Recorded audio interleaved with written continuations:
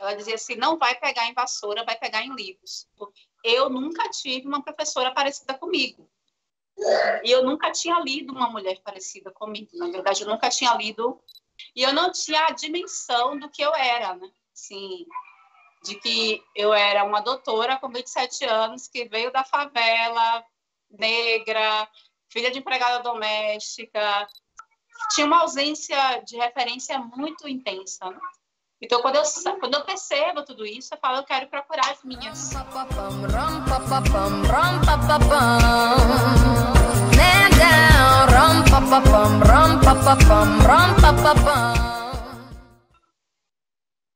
Oi, gente, tudo bem com vocês? Estamos hoje com mais um Meninas nas Ciências. E eu quero que vocês comentem aqui, se vocês já viram lá na nossa página do Instagram, quem vai ser a nossa convidada e entrevistada de hoje. Deixa aqui nos comentários se vocês já estão por dentro lá das nossas postagens e sabe quem a gente vai entrevistar hoje. E não esquece de já deixar um like nesse vídeo, que eu tenho certeza que vocês vão adorar, e também de continuar seguindo o nosso canal. Então, hoje nós vamos entrevistar a Bárbara Carine Soares Pinheiro, que é a dona do canal, uma intelectual diferentona e também da página do Instagram, que como na bio dela, que eu acho maravilhosa essa bio do Instagram, que ela é mãe da Lana, mulher negra, cis, professora, doutora, militante e pagodeira. Obrigado por aceitar o convite e se apresenta brevemente para a gente. Ok, então, assim, obrigada, né? Quero muito agradecer ao projeto pelo convite. Eu acho um trabalho muito potente, muito importante, né? Esse trabalho de visibilização de meninas, de mulheres na ciência que vocês fazem. Eu sou a Bárbara Carine Soares Pinheiro, né? Que, enfim, sou uma mulher negra, cis, mãe, soteropolitana, portanto, nordestina, né? Sou professora, educadora, pesquisadora da área da química, na realidade, do ensino de química. Professora na Universidade Federal da Bahia, no Instituto de Química, né? Também sou idealizadora de um projeto educacional aqui em Salvador, chamado Escolinha Maria Filipa, ou Escola Afro-Brasileira Maria Filipa. E estou aí nessas andanças também, né, de digital influencer com o YouTube, uma intelectual diferentona, com a minha página pessoal no Instagram, com a página Descolonizando Saberes, que é uma página no Instagram voltada para divulgação e difusão científica, né, de ciência africana e afrodiaspórica. E essa sou eu. E conta pra gente, Bárbara, como que foi para você? Você se formou em licenciatura em Química na UFBA. E como que foi para você chegar na decisão de fazer licenciatura em Química e que desafios você teve ao longo do curso? Certinho. Bom, eu me reconheci professora primeiro, né? Antes de escolher a química, eu me vi professora. Em um contexto, né, antes de ingressar na faculdade, eu dava aulas particulares de química, física, matemática, grande parte gratuitamente, muito para treinar para o vestibular. Era a minha forma de exercício para o vestibular.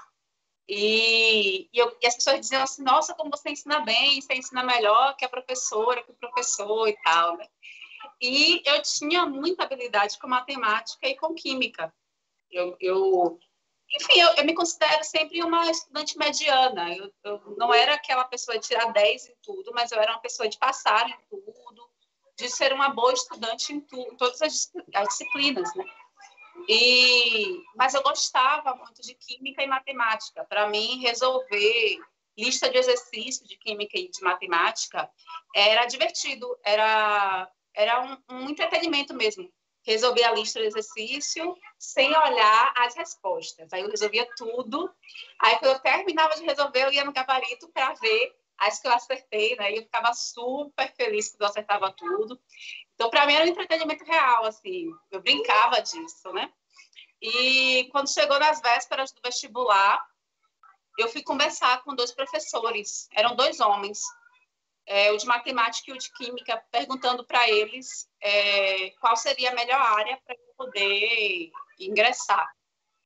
E o de química me convenceu de que química eu teria, né? Se eu não quisesse ser professora, ou se além de professora eu quisesse atuar em outros espaços, eu conseguiria atuar na química industrial, na química farmacológica, na pesquisa, enfim, na área da bioquímica laboratorial. Então, eu vi um leque de possibilidades assim maior do que na matemática. Acabei ingressando no curso de química, né, em virtude disso. Mas eu tenho consciência de que, bom, eu diria que eu sempre fui uma pessoa que sabe, só para contrariar. Eu sempre fui uma pessoa de contrariar. No primeiro momento da minha vida que eu descobri que o que as pessoas falavam sobre mim não era real, eu queria testar o tempo todo as pessoas, eu queria testar o tempo todo os discursos, sabe? Eu estudei no Cefet, que é o atual IFBA, né? O atual Instituto Federal. Na época era o Centro Federal de Educação Tecnológica, e a gente fazia um vestibularzinho para ingressar. E eu me recordo no meu bairro, que eu venho da periferia aqui de Salvador, da Fazenda Grande do Retiro, que todo mundo dizia que eu não ia passar. Tipo assim, você vai fazer, Cefet, ninguém passa. Você não vai passar, sabe? E eu fiz a primeira vez muito com esse pensamento, e de fato eu não passei, né? E aí, quando chegou no outro ano, eu já no primeiro ano, numa escola pública estadual aqui na minha cidade, que é o Colégio Duque de Caxias, que é situado aqui na Liberdade, que na época era o bairro mais negro da América Latina, o bairro da Liberdade.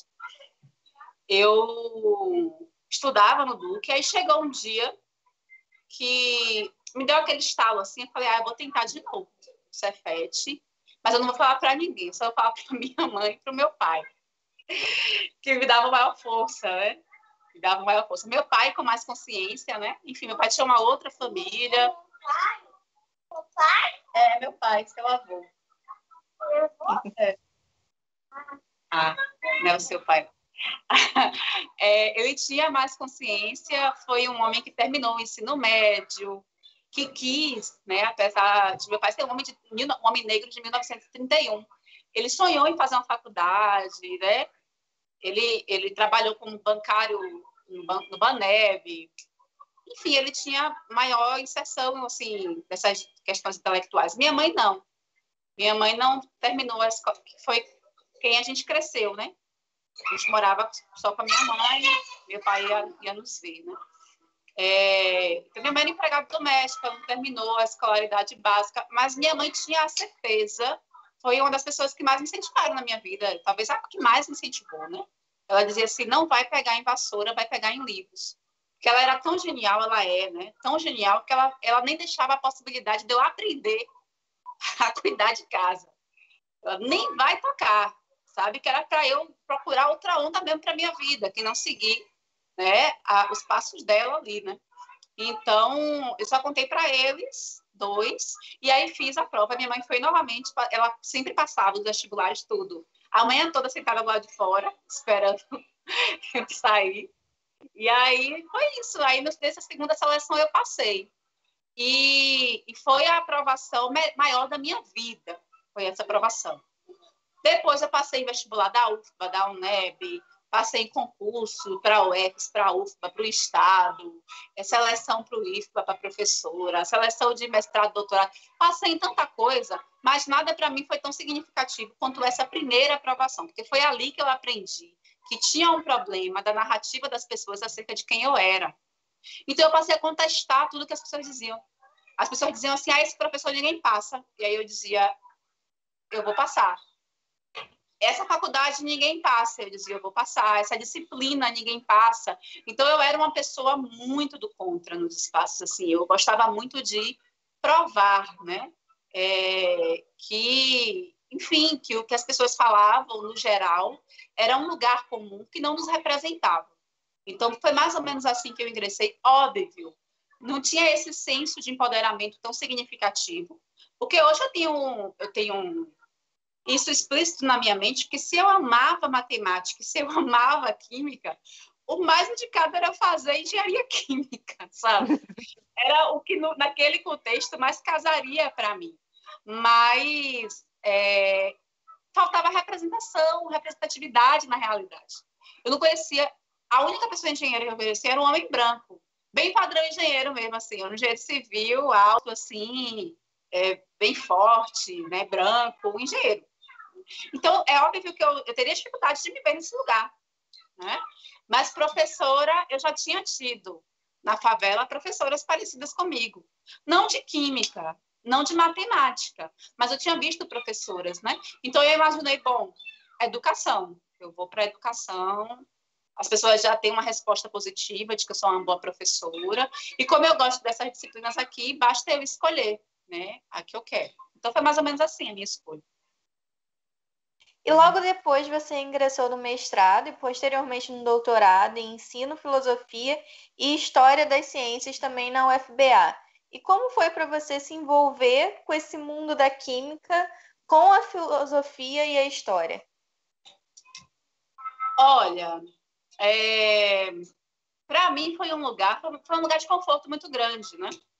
Porque quando eu ingressei no curso de Química, o currículo de Química era um currículo 3+1, que era aquele currículo, né, da racionalidade técnica, em que as pessoas pegavam junto com o bacharelado com a Química Industrial os 3 primeiros anos, e o último ano era a disciplina da dimensão pedagógica. A gente passava a pegar disciplinas da área de educação desde o 3º semestre. Então, desde um período muito inicial da minha graduação, eu já tinha discussões de base pedagógica, sociológica e filosófica, né? Peguei filosofia da educação.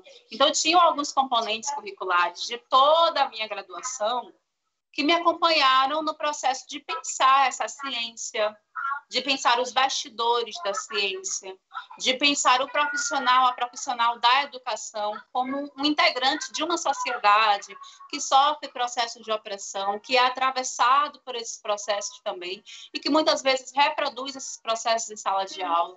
Então, foi uma experiência muito boa, muito feliz da minha vida. Eu terminei a minha graduação em Química com a sensação de que eu fiz a melhor escolha, né? Não vou mentir que hoje eu faço filosofia. Aí eu fico, quando eu terminar a filosofia, eu vou fazer matemática. E com aquela coisa na cabeça. Não sei se teria tempo, enfim, né? Mas fica isso na minha cabeça ainda hoje.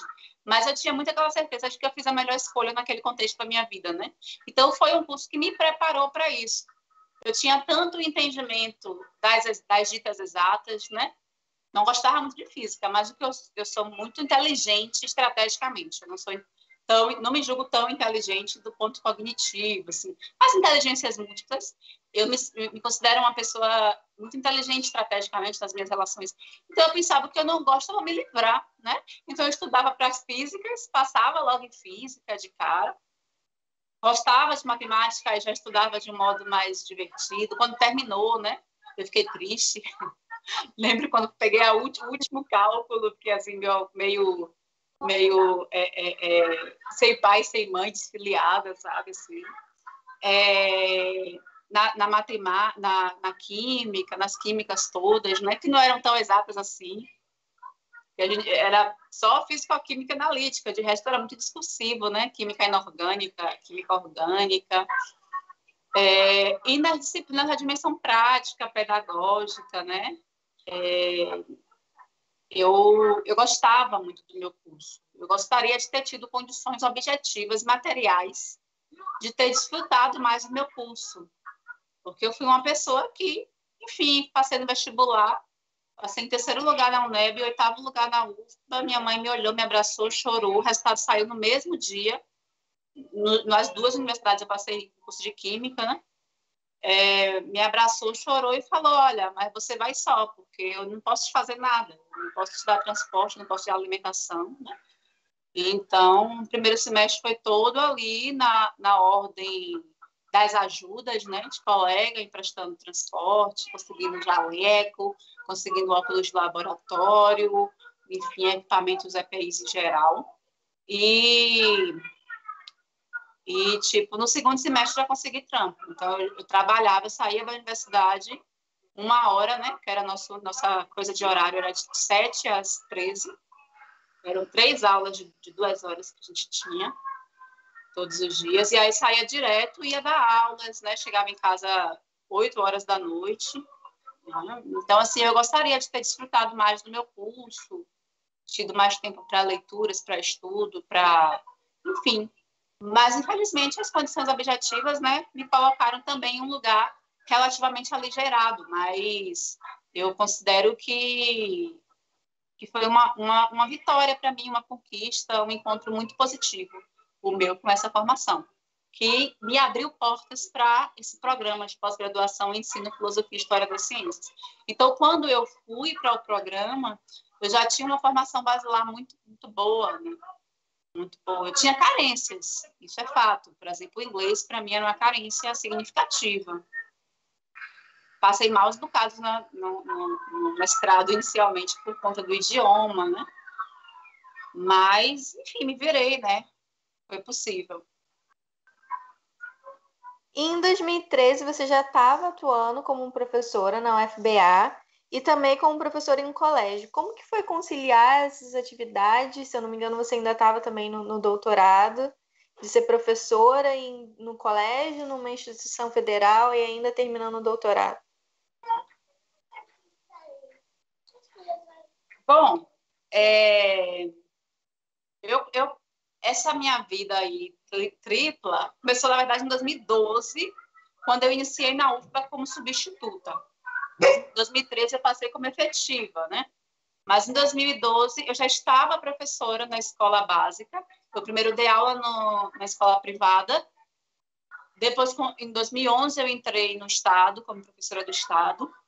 Em 2012, eu no Estado, no mestrado, já, na verdade, entrando no doutorado, porque eu entro no doutorado em 2012, 2012-1 para 2012-2.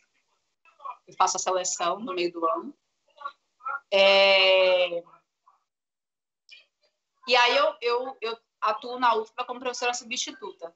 Então, eu tinha essa tripla atuação aí, na pós-graduação, como professora substituta e como professora da escola básica. Quando eu passo no concurso em 2013, da UFBA, aí já ameniza um pouco as coisas para mim, porque como eu passo no concurso para dedicação exclusiva, eu tenho que sair da escola. Então, eu deixo a escola e fico no doutorado e na UFBA. E aí, bom, eu já estava cursando as disciplinas, já tinha coletado dados da pesquisa, só que eu não estava com disponibilidade de tempo para escrita, né? Então, 2014, eu já entendi que eu estava com... Eu tinha tempo ainda, né? Porque eu entrei em 2012.2. Mas eu entendi que eu já tinha dados, que eu tinha cursado disciplinas e que eu tinha um relativo privilégio, enquanto professora da educação superior, de atuar. Na época, eu atuava até com uma carga horária um pouco maior. Eu atuava com 12 horas por semana. Porque aqui na UFBA, geralmente, o pessoal atua com a carga horária mínima de 8 horas por semana. Mas, enfim, comparado à minha atuação como professora do Estado, era um sonho, né? Então, eu percebi, né, que eu tinha um tempo. Por quê? Porque a universidade, ela é ensino, pesquisa e extensão. Eu não atuava na pesquisa, né? Então, o meu tempo era todo dedicado ao ensino e à extensão, porque eu coordenava um grupo de extensão no período que era o show da Química. Logo que eu ingressei, me convidaram para coordenar o grupo de extensão. Então, como eu não tinha esse tempo, que as pessoas geralmente gastam fortemente na pesquisa, eu gastei na minha pesquisa só de doutorado. Então, assim, eu passava os dias inteiros no meu gabinete, escrevendo a tese, tratando os dados. Na época não tinha, pelo menos eu não conhecia esses aplicativos de transcrição de entrevista. Então, eu era ali ouvindo, transcrevendo as entrevistas, tudo o dia todo. E no final de 2014 eu defendo o doutorado, né? E meio que entrei um pouco para a história do meu programa, porque eu fiz o mestrado em 1 ano e meio e o doutorado em 2 anos e meio, né? Então, assim, mestrado, doutorado, eu acabei fazendo no tempo de um doutorado e acabei me tornando a doutora mais jovem da universidade naquele momento. A pessoa, né, com doutorado mais jovem da universidade. Eu tinha 27 anos, né? E eu não tinha a dimensão do que eu era, né? Assim, de que eu era uma doutora com 27 anos que veio da favela, negra, filha de empregada doméstica, sabe? Eu não tinha essa dimensão. Para mim, ainda era tudo muito... não sei, não era tão holístico, eu não conseguia ver essas coisas, né? Muito tempo depois que as pessoas foram me mostrando isso, né? As pessoas foram, nossa, foram tratando a minha história como uma referência. E aí que eu fui entendendo a potência que tudo aquilo representava, inclusive para a juventude, né? Para as pessoas que estavam vindo, que estavam ingressando, para as meninas negras, para os jovens negros em geral, enfim, para as pessoas que se sentiam um pouco representadas no espaço da academia. Eu não pude deixar de notar, porque na minha época de colégio, eu tive o Bio in Concert, e quando eu vi o show da Química, eu não pude deixar de ressaltar isso na entrevista, porque o Bio in Concert na minha vida foi um acontecimento durante o colégio. A gente esperava pelo Bio in Concert acontecer. E como que surgiu essa ideia do projeto do show da Química? Então, eu entro no show da Química em 2013. Mas o show da Química, ele é muito antigo. O show da Química, ele é de 2006. Ele é de 2006. É uma iniciativa de estudantes de Química que queriam tornar a Química algo lúdico, estratégico do ponto de vista da atração, né, da juventude, da escola básica para os cursos de Química. Era um contexto que o curso de Química tinha uma concorrência extremamente baixa, porque as pessoas não queriam fazer Química, né? Então, junta tudo isso e se cria esse grupo. Inicialmente, um grupo apenas de um cunho lúdico-teatral estudantil. Depois que tem um registro, né, no Ciatex, que se torna um grupo registrado na universidade como um evento permanente de extensão, né? Então, se torna um grupo de extensão que acaba tendo inserções com outros grupos de teatro científico do país, né? O Ouroboros, o Seara da Ciência, o Ciênica, enfim, a gente passa a integrar eventos nacionais como Ciência em Cena, que é um encontro nacional que tinha uma periodicidade anual, né? Já tem um tempo que com a pandemia a gente está desestabilizado, de divulgação científica por meio do teatro, por meio das artes em geral. Então, o show da Química passa a ter um peso muito grande aqui para a nossa localidade. As escolas passam a chamar o show da Química. Os estudantes do show da Química já apresentaram em prefeituras do interior da Bahia, chamam o show da Química para o evento da cidade, de alguma inauguração, de alguma coisa. Então, se torna um marco importante para o Instituto de Química, né? Daqui da nossa universidade, e para a atratividade da juventude para a ciência. Eu acho que se torna também um espaço de inclusão, um espaço que, por exemplo, professores chamaram por muito tempo de show da Gaymica, porque tinha muitas meninas gays, e era um espaço de acolhida mesmo, né? Então, meninas, pessoas gays, enfim, pessoas que se sentiam um pouco representadas acabavam indo para esse gueto, que era o show da Química, e extravasavam ali, muitas vezes, esses processos de opressão na representação artística na ciência. E como iniciaram as suas atividades de militância? A gente não pode deixar de falar do seu Instagram, uma intelectual diferentona, onde você faz diversas postagens em relação a essa temática, e que eu não sei se você imagina, mas é uma grande referência para diversas pessoas atualmente. Então, fala um pouquinho sobre esse assunto para a gente. Certo. Eu agradeço super também. Eu nem tenho noção, assim, muito disso, de que é uma referência. Eu achava meu Instagram um movimento meio doido, né? Um mosaico meio de coisas que surgem na minha cabeça no dia, porque ele é um pouco assistemático, né? E eu não gosto de uma militância do momento, do tipo, tá acontecendo isso, vou fazer uma postagem sobre isso, tá acontecendo aquilo. Eu pego questões estruturais, questões que para mim são mais importantes, e na medida do possível, do meu saco, da minha vontade, eu vou abordando. Até porque eu travo lutas que para mim são muito importantes em diversos espaços, né? Eu acredito que, para mim, por exemplo, criar um grupo de pesquisa sobre diversidade nas ciências naturais e um programa de pós-graduação é um ato de militância, né? Criar uma disciplina de ciência africana na graduação é uma militância. criar uma disciplina de descolonização de saberes científicos africanos e afrodiaspóricos na pós-graduação é um ato de militância, criar um Instagram, criar um perfil no YouTube também, com essas temáticas, com vídeos específicos sobre essa temática, fazer processos, né, de palestras, de visitas à escola, tudo isso é militância. Então, eu acabava não focando tanto assim no meu Instagram, nesse sentido do exercício cotidiano da militância, nesse sentido lato mesmo escrito. Porque eu acho que viver para nós, pessoas negras, é militância. Você mostrar que você pode ser feliz. Desde os meus estudos na minha graduação, várias questões já me sensibilizavam muito, né? Em especial as questões vinculadas à classe, né? Eu tinha estudos de base marxista, eu chego a me filiar no meu processo de doutorado ao PSOL, tinha atuações do pessoal aqui da minha cidade, junto com a Lina, com a Carol Helena, enfim, com algumas manas que a gente trabalhava aqui. Cheguei a trabalhar em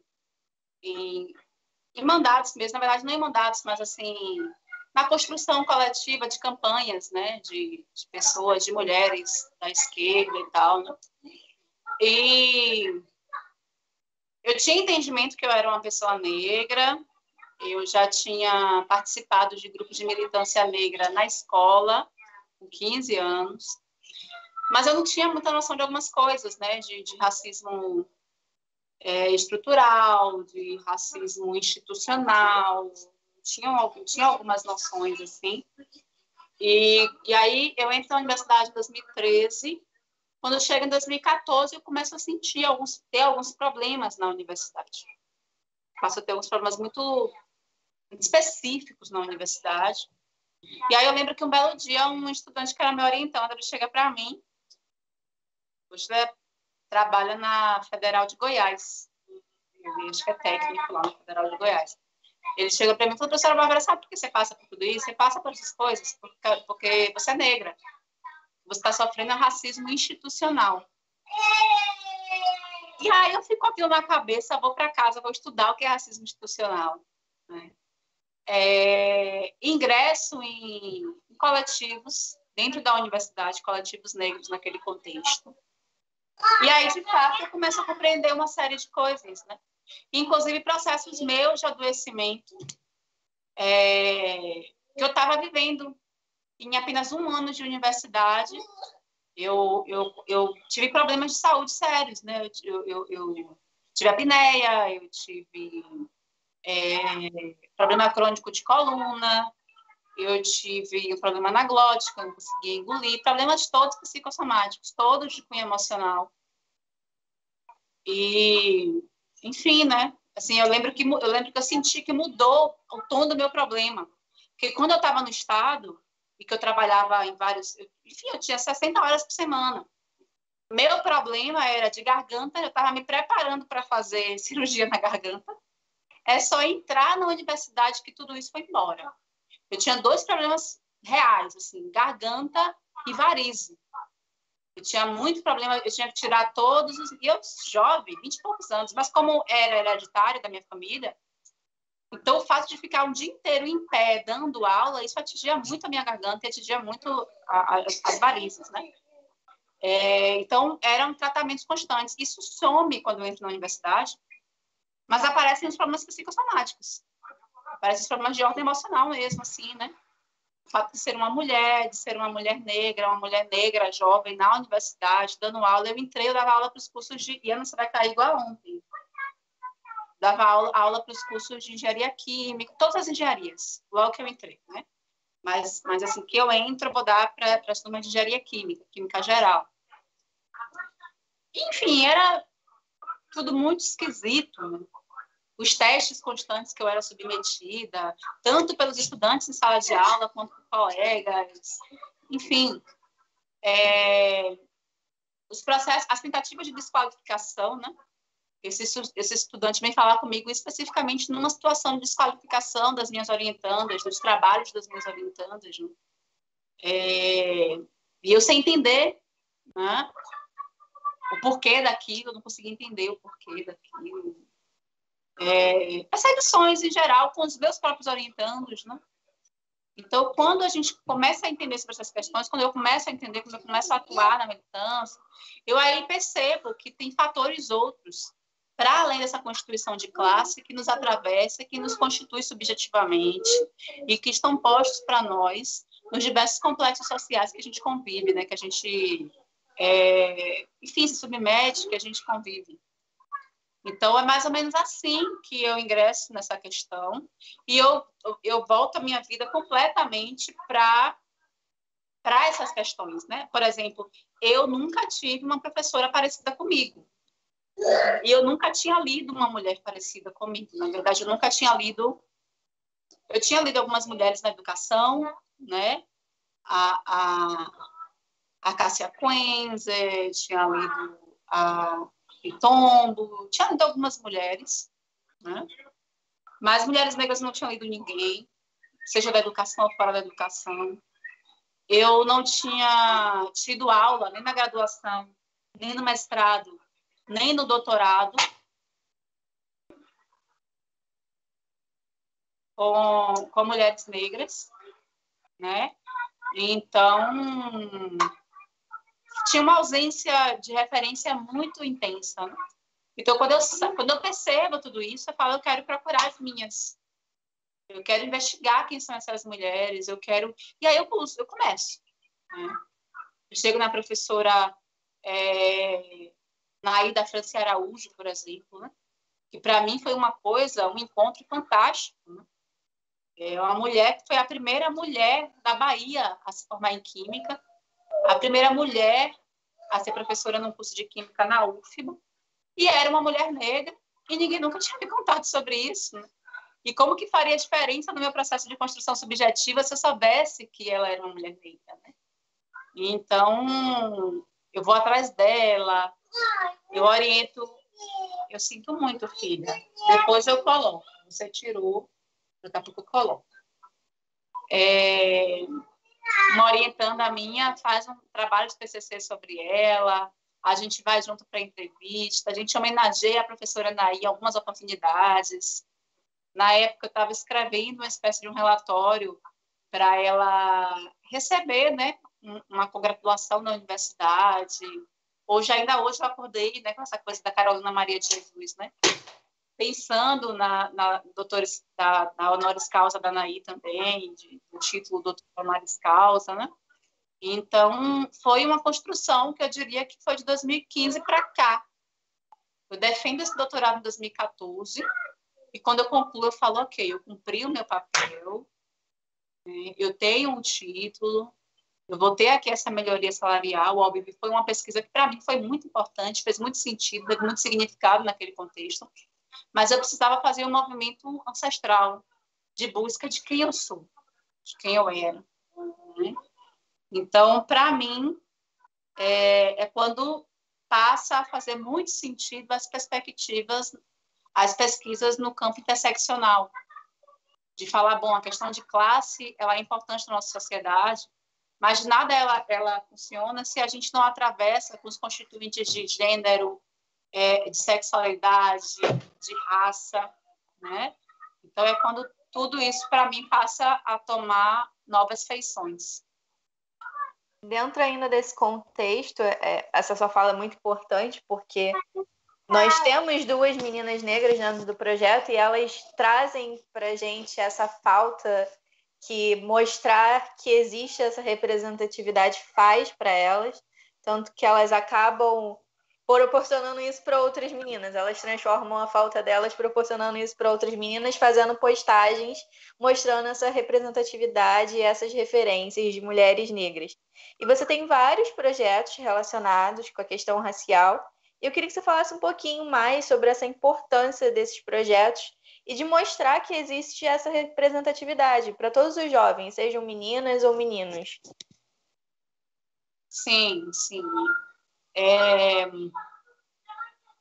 Bom, tem esse projeto, né, de difusão da ciência das mídias sociais, que é o Descolonizando Saberes, que é um projeto que eu divulgo semanalmente intelectuais negros e negras, fundamentalmente da área das ciências naturais, biomédicas, matemáticas e suas tecnologias, não apenas, mas fundamentalmente, né? Tem o livro, né? O livro tem, bom, o Descolonizando Saberes, a Lei 10.679, no ensino de ciências, eu acho que é nesse escopo, só que é um livro mais de ordem pedagógica, é um livro mais voltado para o professor, para a professora, pensar suas práticas a partir desse marcador da legislação, né? Mas o Mulheres Negras na Ciência é um livro para qualquer faixa etária. É um livro que uma adolescente, uma criança pode folhear e ver ali pessoas muito parecidas com a sua avó, com a sua tia, que tiveram feitos importantíssimos para a história da ciência, né? E eu fiz questão de escrever o livro numa linguagem menos acadêmica, né? Mais próxima da linguagem cotidiana. Agora estou escrevendo um outro livro que deve ser lançado até o final do ano, que é o História Preta das Coisas, 50 invenções científico-tecnológicas de pessoas negras, que é um livro focado nos inventos. Então, é um livro que eu trago 50 invenções que foram muito importantes para a humanidade, que foram de pessoas negras e que grande parte da população desconhece as suas origens, né? Esses próprios processos, né, de circularidade dentro da minha cidade, fora da minha cidade. Eu gosto muito de dar palestra em escolas. Eu faço muitas parcerias com espaços escolares, principalmente escolas públicas, né? Eu crio uma escola aqui em Salvador de educação infantil, uma escola afro-brasileira, né, voltada para uma perspectiva afrocêntrica, para pensar uma educação que não precise desconstruir. Porque é isso que a gente faz no ensino médio. A gente precisa desconstruir bases eurocêntricas que a gente assimilou, né? Então, a Maria Filipa, ela tem o intuito de partir de um outro lugar, de partir de um lugar de construção da diversidade, né? E a escola está no seu terceiro ano de funcionamento, né, letivo, e os frutos são extremamente gratificantes, assim, né? O YouTube também, né? O YouTube, eu crio... Aí, o canal do YouTube ele é muito próximo do meu Instagram pessoal, uma intelectual diferentona, nesse sentido de mostrar, olha, você pode ser cientista, você pode ser pesquisador e você pode ser você. Você pode ser tudo isso, você pode gostar do seu bar, você pode gostar do seu pagode, você não precisa performar dentro da academia para parecer intelectual, né? Você pode produzir conhecimento primeiro a partir de outros marcadores, a partir de outras bases ancestrais, e esses conhecimentos serem tão importantes quanto. E para fazer isso, você não precisa negociar a sua existência, você não precisa abrir mão, né? E eu acho que, além desse intuito, o intuito também é de dizer para a pessoa que está ali, que é muito parecida comigo, que gosta de dançar a mesma música que eu gosto de dançar, que gosta de jogar a mesma capoeira que eu gosto de jogar, de dizer, olha, rola para mim, rola para você. Eu não sou aquela figura acadêmica a estranha. Eu não sou aquela figura que está ponto fora do box plot, sabe? Aquela figura ponto fora da curva. Aquela figura... eu lembro que quando eu entro no doutorado, eu lembro que na minha rua as pessoas falavam isso, né? Mas Bárbara, ela é à parte. Eu não era... A gente acha que a gente é representatividade, eu não era representatividade para minha rua. Porque as pessoas olhavam para mim e viam um quê de genialidade, e viam uma coisa à parte, que elas não conseguiam nem dizer, vou me inspirar em Bárbara. Então... Eu percebo que eu precisava trazer quem eu era e mostrar que não existe vida privada. Óbvio que existe vida privada, mas que não existe a Bárbara mãe, a Bárbara mulher, a Bárbara que dança, a Bárbara amiga e a Bárbara professora, pesquisadora, cientista. A Bárbara é uma só. E eu não preciso camuflar isso para a sociedade. A sociedade sabe, no fundo, que eu sou tudo isso. Só que ela espera que eu performe. Ela espera a mise-en-scène da minha parte. E eu não vou dar isso para ela. Então, nesse sentido da minha atuação, de mostrar uma linguagem acessível, de trazer uma corporeidade acessível, uma estética acessível. Eu acredito que isso acaba refletindo, sim, na juventude, né? Tanto meninas quanto meninos, em especial negros e negras, acabam se identificando, né? Com a minha trajetória, com o que eu sou, com o que eu represento. 2020 foi um ano que a gente levantou várias pautas, falou sobre vários problemas. Eu acho que estava todo mundo muito pensador com tudo que estava acontecendo. Várias questões foram levantadas, nem todos os fatos foram positivos, né? Mas algumas questões como antirracismo, feminismo, LGBT-fobias foram levantadas. E eu queria que você falasse um pouquinho para a gente sobre como você vê a importância do crescimento de se falar sobre essas questões e de mostrar que existem representantes de cada um desses movimentos em diversos ambientes. Bom, eu acho muito importante, né? Eu quero dizer que essas lutas, elas não surgem em 2020. Não. Né? A gente tem movimentos de mulheres trans, das travestis, a gente tem movimentos de mulheres em geral, movimento antirracista, por exemplo, desde o quilombismo. Né? Então, 2020 ele não é o ano do surgimento das pautas, ele é o ano da visibilização ainda maior dessas agendas. Por quê? Porque as pessoas elas se encontravam em um contexto privado das suas casas e elas emergiram por completo no contexto virtual. Então, elas passaram a acessar conteúdos que antes elas não tinham facilidade de acessar e conhecer mundos que antes elas também não conheciam. Então, assim, elas passam, nossa, George Floyd, um homem negro que foi estrangulado. Tipo, o que acontece todo dia na favela, que não é escândalo para nenhum preto favelado, passa a ser escândalo, por exemplo, para a branquitude brasileira, internacional, que descobre que isso acontece, né? E sensibiliza. E eu acho que o importante dessa visibilização que essas pautas ganharam é que elas chegaram nas pessoas que dominam a sociedade, né? Então, assim como é importante para pessoas negras ter pessoas brancas aliadas, porque são as pessoas brancas que detêm os meios de produção, os meios de divulgação, de circulação nas mídias, né? Elas que são diretores, têm os cargos, que têm esses postos, né? Como que é importante para as pessoas trans, pessoas cis, entenderem, acessarem, né, suas agendas, suas pautas, suas dores, e dentro do seu lugar de fala, abordarem isso na sua luta cotidiana, né? Por quê? Porque são as pessoas cis que estão nesse lugar de visibilidade. Não é a pessoa trans que está ali no submundo da madrugada, a grande parte deles. Né? Então, é muito importante. É importante para as mulheres ter homens aliados nessa luta, mesmo sabendo que o protagonismo é das mulheres, porque a vida é das mulheres, porque todos os processos de negação foram a nós apresentados, mas são os homens que detêm o poder. Então, que bom, que importante que eles compreendam e que eles se sensibilizem com essas questões, né? Então, eu acredito que o ano de 2020 ele foi muito importante por escancarar a desgraça. Ele esfregou na cara de quem não tinha a menor noção ou tinha essa noção meio nublado as tragédias cotidianas, né, que nós vivíamos, que nós estávamos submetidos. Então, eu acredito que isso é muito importante, tanto no aspecto midiático, quanto no aspecto formativo, porque isso passa a ser pauta, né?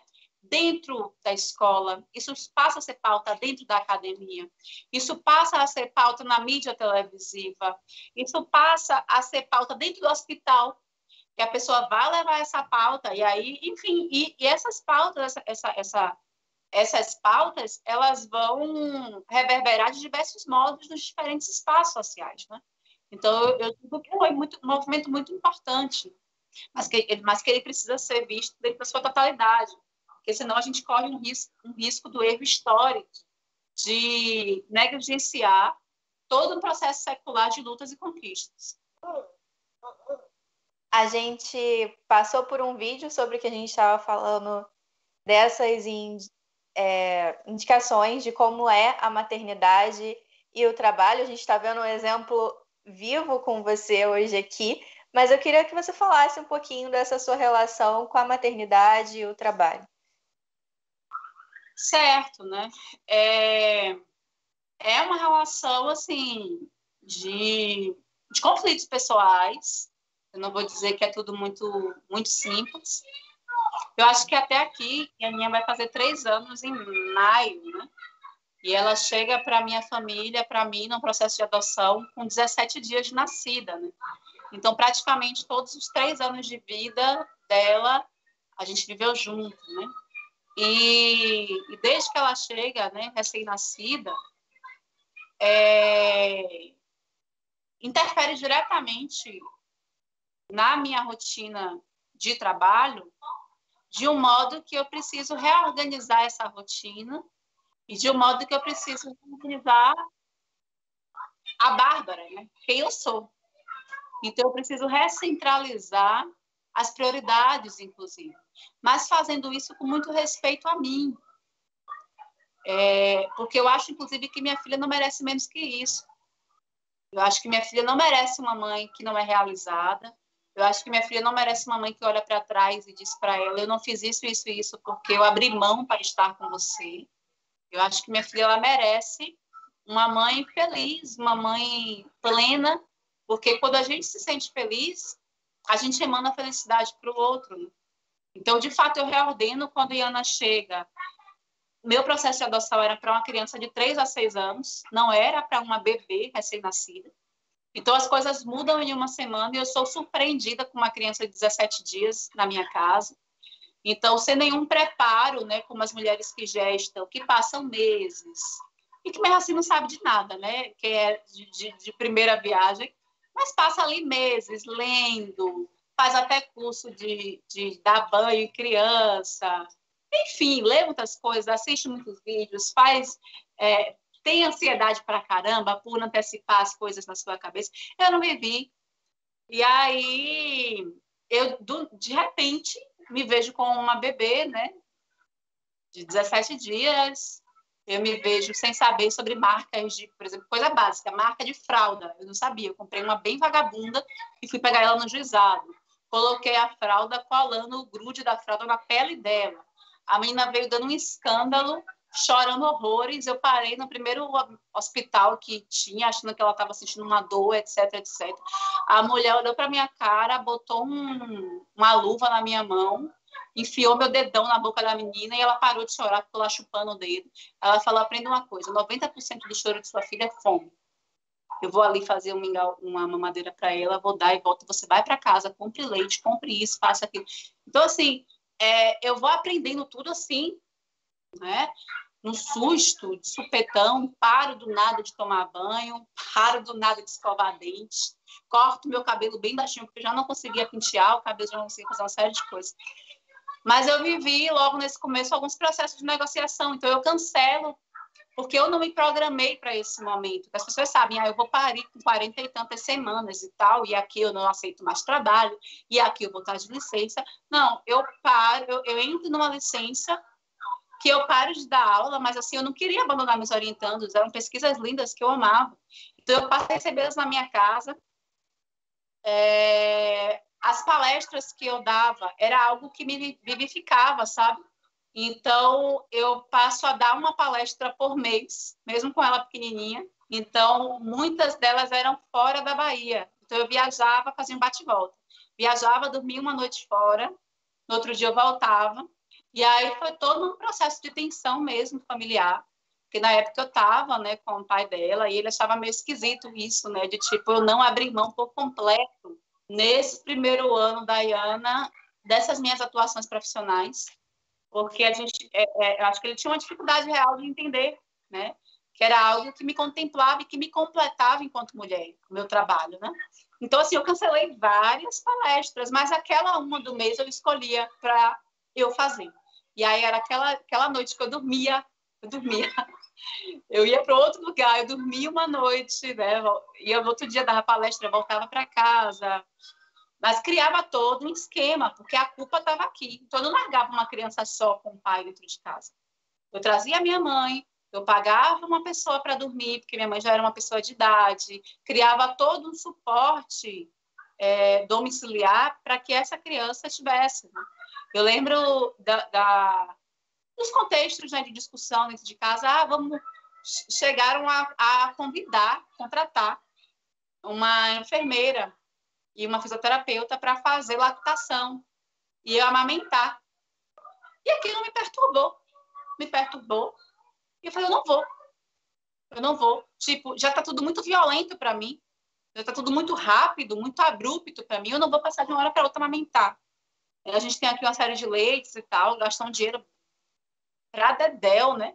Nesse começo com leite, porque ela teve restrições, não era não, eram os leites assim, pregnan, sei lá, uns leites de 400 gramas, R$140, sabe? Você gastava R$1.000 de leite no mês, assim, logo no comecinho, nos 3 primeiros meses dela.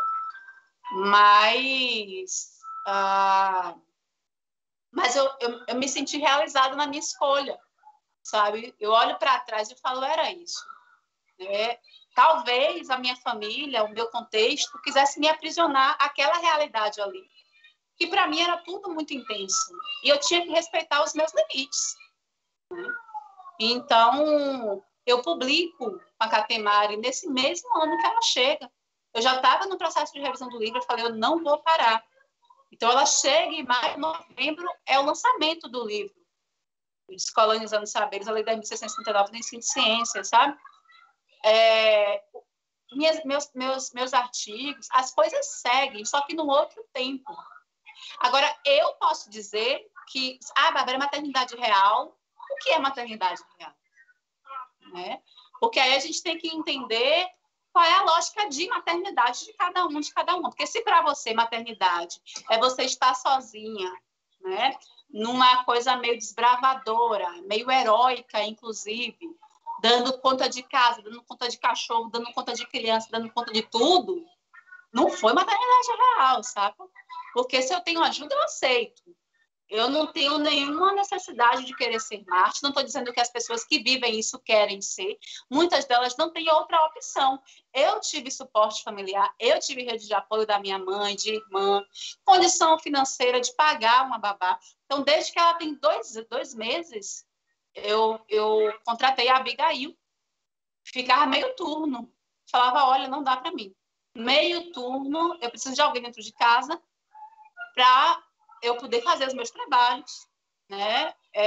Receber meus orientandos, minhas orientandas, correr, eu fazia assim minha atividade física, né? Enfim, voltava para casa meio-dia em ponto, liberava ela e passava o resto do dia, da madrugada, até 8 horas da manhã do outro dia, quando ela chegava de novo, né? Foi importante, porque 8 meses depois, quando eu retorno para a UFBA, efetivamente, porque eu juntei, né? 4 meses de licença, mais 2 meses de prorrogação, mais 1 mês de férias de 2018, mais janeiro de férias de 2019. Então, eu fiquei 8 meses em casa. Quando eu retorno, ela pôde ficar o dia todo com minha filha, porque já tinha uma construção de uma relação de longa data, né? Então, eu sou essa pessoa que tem o suporte, posso ter suporte, sou feliz por ter esse suporte e aceito. Né? Então, a minha relação é essa, né? É uma relação de uma afetividade, mas que é uma afetividade dentro de uma construção do bem-estar coletivo. Minha filha tem que estar se sentindo bem, ela tem que estar feliz, mas para ela estar feliz e plena, a mãe dela também tem que estar feliz e plena. Né? Então, é algo desse sentido. E ao longo da sua vida, você já falou sobre a sua mãe, mas além da sua mãe, mais alguma outra mulher te inspirou? Ao longo da minha vida, assim, foram muito as mulheres da minha vida, né? Eu acabei não tendo referências intelectuais de mulheres. Tipo assim, eu lembro que a primeira mulher intelectual que eu tenho referência é Marie Curie, no quarto semestre da faculdade, no curso de História da Química. E era uma mulher muito distante, assim, né? Era uma mulher francesa, uma mulher, né, europeia, branca, enfim, que, assim, eu não conseguia fazer uma extensão de mim, né? Então, eram muitas mulheres, era a minha mãe, né? Eram as minhas mais velhas da minha rua, as vizinhas, né? Que eram referência para mim de diversas coisas, sabe? Porque às vezes a gente pensa em referência muito no âmbito intelectual, mas eu lembro de Dona Chiquinha, que era referência para mim de alegria, de disposição de vida. Acho que era a minha vizinha da frente, que pegava a gente para ir para a Lavagem do Bonfim, que pegava a gente para ir para o carnaval, saía com uma rinca de menino, botava no fim de linha uma pulseirinha com o nome da gente, o telefone, levava um bocado de menino de 9, 10 anos para a avenida, sabe? Para pipoca. E ficava assim na frente do prédio, eu estou aqui, qualquer coisa vocês voltam, tá aqui. Né? E uma senhora que faleceu tem 2 anos, o enterro dela lotou. Eu tinha viagem marcada de trabalho, eu desmarquei, porque eu tinha que ir para o enterro da Chiquinha, né? A favela toda foi para o enterro da Chiquinha, porque era uma referência de alegria, de vida, de festividade. A gente nem sabia como o pessoal tinha... Ela era empregada doméstica aqui na Barra. A gente não sabia nem como o pessoal conseguia comida. Mas tinha todo final de semana churrasco, todo final de semana tinha o soa, o pagode, sabe? Dona Marlene era a única pessoa da minha rua que era formada, né? Ela era professora do Estado, então era aquela senhora negra que já falava de um modo distinto, que já era uma pessoa de escuta, né? Assim, que era referência para as pessoas, uma referência mesmo intelectual da rua, né? Então, assim, foram as minhas mais velhas do meu contexto, né? Dona Liana, Dona Marlene, Dona Jaci, Dona Zelita, Dona Chiquinha, era a minha ótica da minha coletividade, né? Minha tia Lai. Então, eram as mulheres que, para mim, simbolizavam, e mulheres solo. Isso é muito interessante, né? Tirando Dona Marlene, que tinha seu baldino, né? Eram mulheres sozinhas e que davam conta de si, de toda uma comunidade, né? Do cuidado da comunidade. Então para mim, são referências muito, muito significativas, né? Na universidade, quando eu entro, eu vou me deparar com poucas mulheres, né? E as que eu me deparo, infelizmente, eu não me sentia muito representada. Não só fenotipicamente, mas socialmente eram mulheres mais distintas. Pare, por favor, filha. Obrigada. Eram mulheres mais distintas, mulheres de uma outra classe social, que falavam de um outro lugar, que sempre contavam como que elas cresceram, né? Vendo seus pais sendo professores na universidade. Aí eu frequento aqui desde que eu nasci. Então, tipo assim, eram coisas que não cruzavam comigo, né? Então, eu não conseguia me projetar nelas, assim, sabe?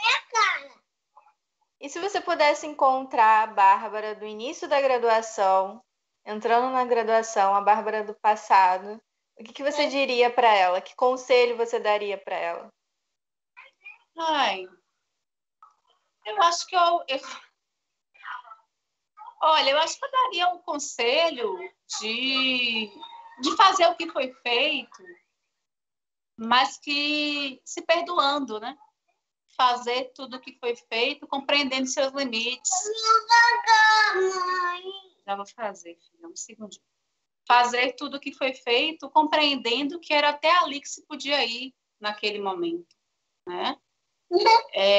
Porque eu me recordo de experiências diversas, né, na universidade.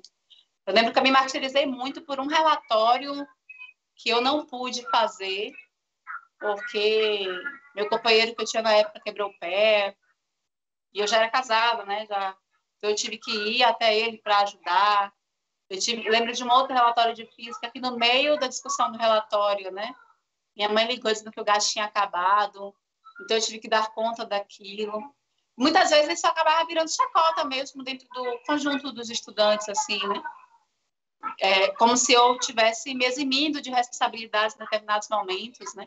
E eu me culpava muito por esses processos, né? Mas me culpava por não estudar todo dia, como todo mundo estudava. Eu geralmente estudava aos finais de semana, estudava muito final de semana, não tinha vida social no final de semana. Mas como eu trabalhava até as 8 horas da noite, quando eu chegava em casa, eu comia, dormia. Às vezes, quando eu tinha uma prova no outro dia, minha mãe acordava 3 horas da manhã para eu dar uma revisada de madrugada antes de ir de manhã para a faculdade. Então, tinha todos esses processos de culpa, né? Por eu achar que eu tive um curso de segunda categoria em detrimento dos colegas que eu me relacionava, né? Então, eu acho que eu diria isso. Eu sou muito apaixonada porque eu fui. Por favor. Eu hoje... Eu sei que é seu. Eu hoje tenho consciência até de que eu nem sei como eu consegui fazer muitas coisas que eu fiz. Assim, eu não consigo nem expressar, sabe? Não consigo nem expressar como que eu vivi tantas coisas. Porque foram coisas muito... que hoje, tipo assim, voltar andando da escola 13 quilômetros, todo o trabalho que era, muitas vezes, para voltar da faculdade, porque a faculdade já era mais de 20 quilômetros da minha casa, já não dava para voltar andando. Então, muitas vezes eu pedia dinheiro para alguém, ou quando não rolava, eu pegava o ônibus, traseirava, soltava no bairro mais próximo, que abrisse ainda o fundo, ia andando de um bairro para outro. Tipo assim, uma luta, né, tão grande para ter um diploma. E hoje, quando eu olho já de um outro lugar, de um lugar que hoje eu posso procrastinar, porque eu entendia que eu não podia, eu entendia que o hoje era tudo que eu tinha, né? Mas mesmo assim, eu me sentia culpada, né? Mesmo assim, eu me sentia culpada. Então eu acho que é isso. Eu diria, faz tudo do jeito que você está fazendo, e faz na paz, faz na tranquilidade, se perdoa por isso. Então, agora eu vou fazer com você as rapidinhas. Eu vou falar algumas poucas palavras e você me diz o que ela significa para você em uma palavra ou frase. Começando por química. Química, constituição de todas as coisas. Representatividade. Esperança, futuro. Filosofia que você está cursando agora. Entendimento. Filosofia. Acho que é compreensão mesmo, apreensão da realidade, ou não. Uma intelectual diferentona. Irreverência, acredito. Meninas nas ciências. Urgente. E para finalizar, eu gostaria que você deixasse um recadinho, um conselho para as próximas meninas que queiram seguir em alguma área da ciência ou em qualquer outra área que também não seja da ciência. Certinho, eu quero dizer para todas as meninas que muito do que as pessoas falaram sobre vocês não é real. Sobre muitos aspectos, sabe?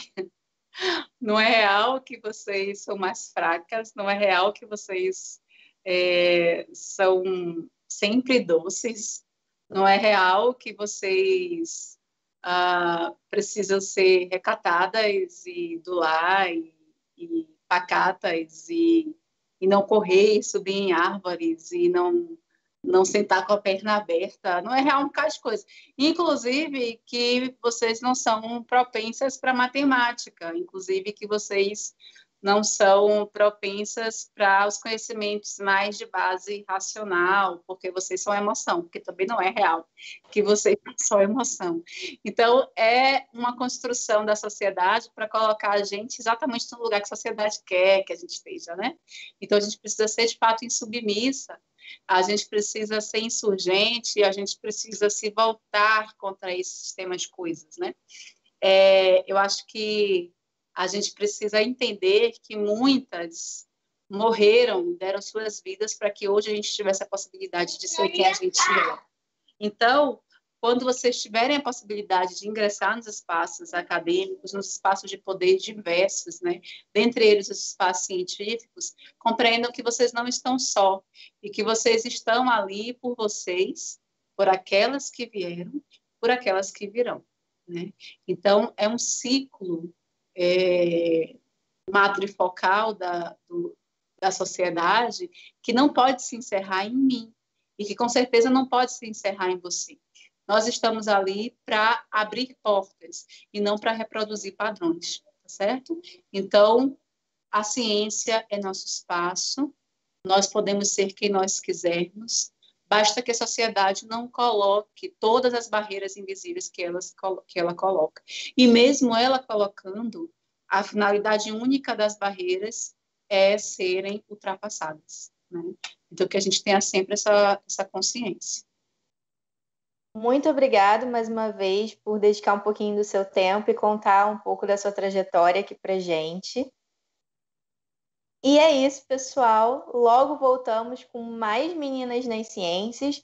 Não esqueçam de continuar acompanhando o nosso Instagram e que agora você também pode estar ouvindo essa entrevista no nosso podcast no Spotify.